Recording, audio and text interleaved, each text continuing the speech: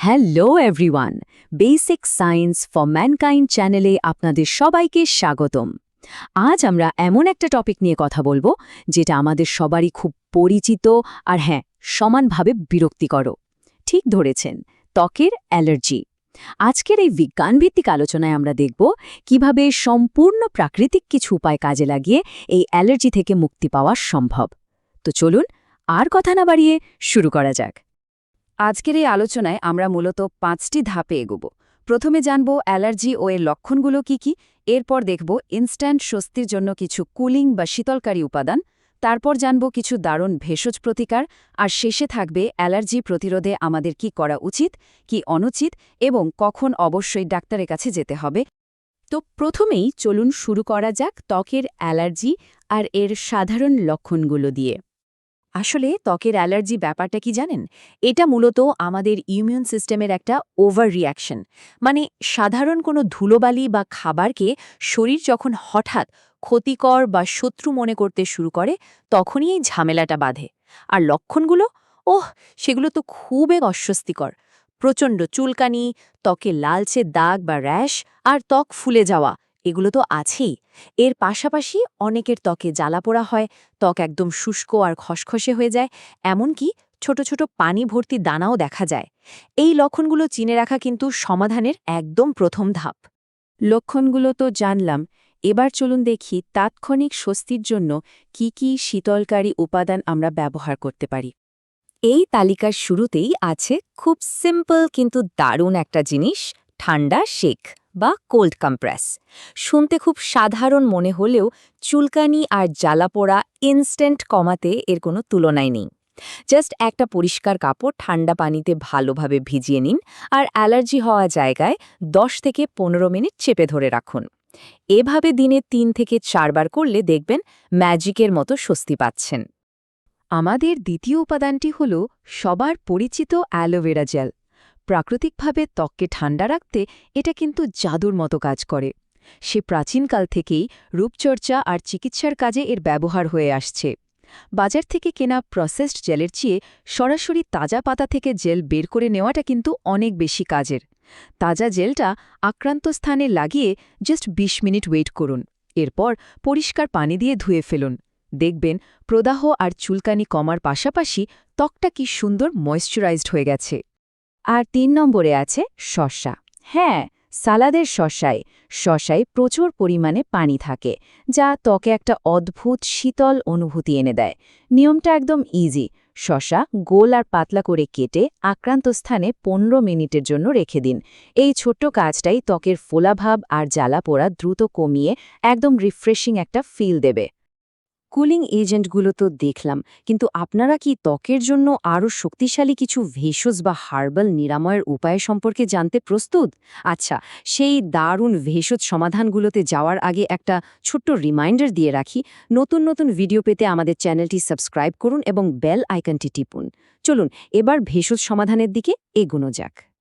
তো আমাদের আলোচনার তৃতীয় অংশে থাকছে ত্বকের সুরক্ষায় কিছু অসাধারণ ভেষজ প্রতিকার। এই লিস্টে প্রথমে আছে বিশুদ্ধ নারকেল তেল।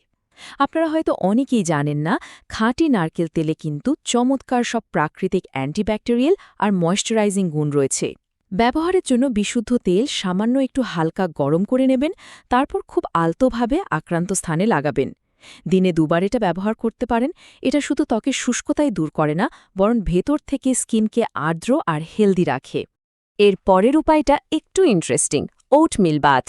ত্বকের প্রদাহ বা চুলকানি কমাতে এটা কিন্তু হাইলি ইফেক্টিভ। ওটমিলে এমন কিছু বিশেষ যৌগ থাকে যা ইরিটেটেড স্কিনকে একদম শান্ত করে দেয়। পদ্ধতিটাও সোজা।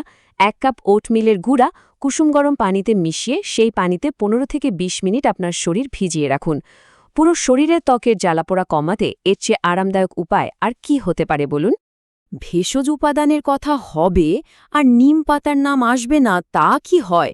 নিম পাতার অ্যান্টিসেপটিক আর প্রদাহনাশক গুণের কথা তো আমরা সবাই জানি। এটা আপনি 2টো দারুণ উপায়ে ব্যবহার করতে পারেন। 1, নিম পাতা পানিতে ভালোভাবে ফুটিয়ে সেই পানিটা ঠান্ডা করে আক্রান্ত স্থান ধুয়ে ফেলতে পারেন। অথবা 2, নিম পাতা বেটে সরাসরি পেস্ট হিসেবে লাগাতে পারেন।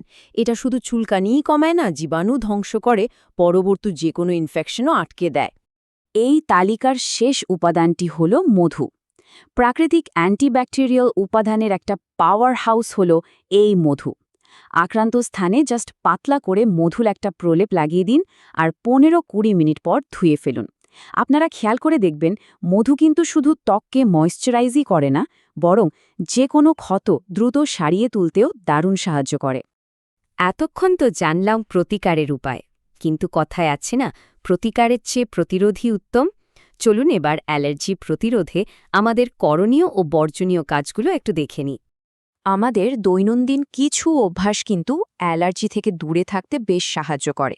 যেমন করণীয় কাজগুলোর মধ্যে আছে প্রচুর পানি খাওয়া, সবসময় পরিষ্কার কাপড় পরা আর সুগন্ধি ছাড়া বা আনসেন্টেড সাবান ব্যবহার করা। ঘামলে সেটা সাথে সাথে পরিষ্কার করা আর নখ ছোট রাখাও কিন্তু মাস্ট। অন্যদিকে কিছু জিনিস একদম বাদ দিতে হবে, যেমন অতিরিক্ত গরম পানিতে গোসল, ধুলাবালি, কড়া কেমিক্যাল দেওয়া প্রসাধনী আর যেসব খাবারে আপনার অ্যালার্জি আছে সেগুলো পুরোপুরি এড়িয়ে চলতে হবে। আর হ্যাঁ, যতই ইচ্ছা করুক না কেন, অতিরিক্ত চুলকানো কিন্তু একদম নিষেধ। সবশেষে আমরা চলে এসেছি আজকের আলোচনার অত্যন্ত গুরুত্বপূর্ণ একটি অংশে, কখন আপনার ঘরে বসে না থেকে সোজা ডাক্তারের কাছে যাওয়া উচিত। দেখুন, ঘরোয়া টোটকা সবসময় সবকিছুর সমাধান নয়।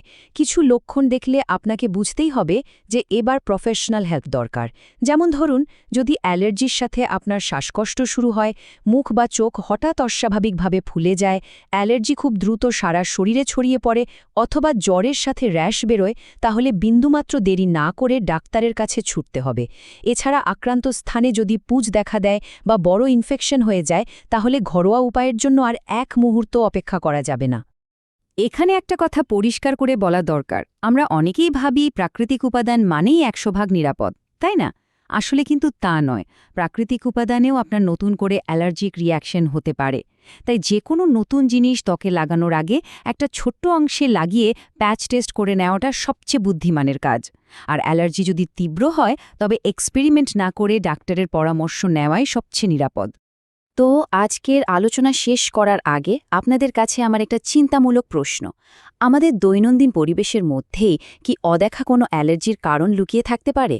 একটু ভাবুন তো, আমাদের চারপাশে ধুলোয়, প্রতিদিনের খাবারে বা ব্যবহৃত জিনিসে এমন অনেক কিছুই হয়তো আছে যা আমাদের অজান্তেই অ্যালার্জি বাড়িয়ে দিচ্ছে। নিজের পরিবেশকে আর শরীরকে গভীরভাবে পর্যবেক্ষণ করাটাই কিন্তু সুস্থতার অন্যতম চাবিকাঠি। আশা করছি আজকের এই সায়েন্স ব্যাকড আলোচনা আপনাদের রিয়েল লাইফে অনেক কাজে আসবে। ভালো থাকবেন সবাই।